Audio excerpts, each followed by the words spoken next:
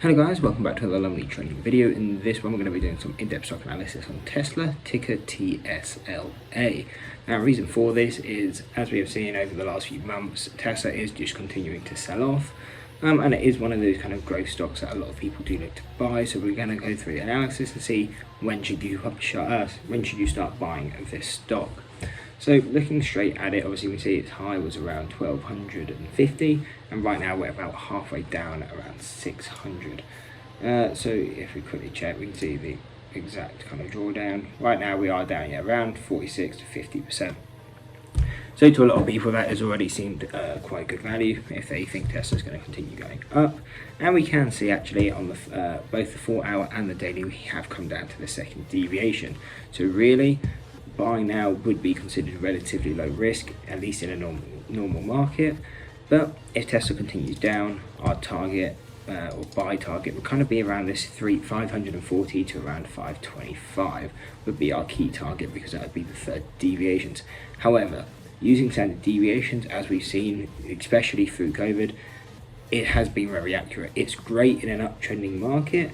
And it's great to catch the stocks which are outlying compared to the market. You know, the market's going up, a few stocks fall down, and then usually standard deviation is that great way to get pick up those stocks in a bull market. However, the S&P 500 has now hit a bear territory, and if the overall market continues to sell off, it's not really going to matter where the standard deviations are on the overall stock or on the on each independent stock. And the reason for that is these large caps such as Tesla will tend to just move with the overall market. I mean, if we go over to the overall market, actually, well, that's only a 20-day view, but if we go over to the overall market anyway, we can see, I mean, they do move pretty much in sync. If you're on the SPY, you're on the NASDAQ, whatever you're on, they do kind of all move in sync. So this is one thing to look out for when you're buying any stock when the market's selling off, is these standard deviations aren't going to be as accurate. And one of the things that I personally do is look at both. So for example, on Tesla, you see, okay, buy targets are coming in around $540 and $525. It may not be as good as in like a normal market where we not blindly buy, but you know, we can tend to use those as good areas to buy.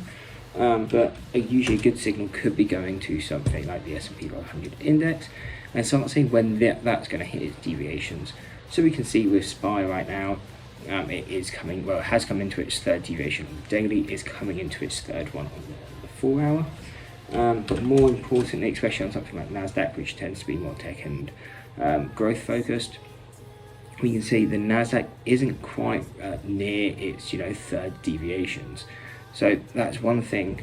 Actually, let's check the S&P 500 futures. Okay, yeah, so they're basically the same, which it should be. But yeah, the NASDAQ, you can see it is trading a bit behind the S&P 500. So for something like Tesla, it could be a good idea to wait, or at least not go in full size until you start seeing the NASDAQ fall as well. For example, the NASDAQ, we have the second deviation at around 1100, or 11,000, sorry.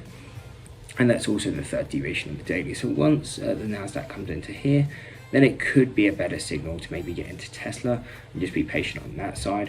But the overall market can continue falling. We could see it go down to 10,000, still in a relatively short period. So that's one thing just to look out for when you're trading really any stock in this kind of market, is just looking at the overall market first, which is not something you really have to do when we're in a bull market. But yeah, as we've now come into bull territory, it's really a good idea to be looking at both charts before entering, or at least just as to cutting size, maybe going with smaller sizes once you come into the individual stock, and maybe add size once you're coming into the deviations on the overall market indexes. And this is really the same for anything if you're trading US stocks. I think, oh, you can't get the FTSE, I've got it on here somewhere. But whether you're trading US, UK, US stocks, here we go, the FTSE. Yeah, no matter what kind of countries you're trading, it's still the good idea to do the same kind of thing. And we're starting to see this with the UK market, is that it's not as sold off compared to the US, or at least in a standard deviation form. So and it is still kind of considered in a up market. So that is just one of the things to look out for. It also depends on the current or the country you're trading, whereas I imagine most everyone watching is probably going to be US. And as we can see, the deviations are facing downwards, and that's usually just a good indication to check both the market's deviations and the individual stocks before buying. But overall, yeah, Tesla, good buy zones 540 to around 525. Where would our targets be on these? So we would have a target of really the kind of the current price now, 670 and 700. But if you are buying now, where would your target be from here upwards? You know, $800, 860. And really, especially in this kind of market, we would be looking to get out no later than 940, because that is a statistical mean, and that's where you expect the stock to reverse to. Obviously, if you're investing or you're looking for much longer trades, you don't have to abide by this rule as much. But if you're looking for kind of short-term trades, you know, less than a month, usually it's good rule of thumb just to sell as you come into, or at latest, this statistical mean. But I hope you enjoyed the breakdown on Tesla. Hope to see you next one, and that's it. Peace. And maybe I'm crazy.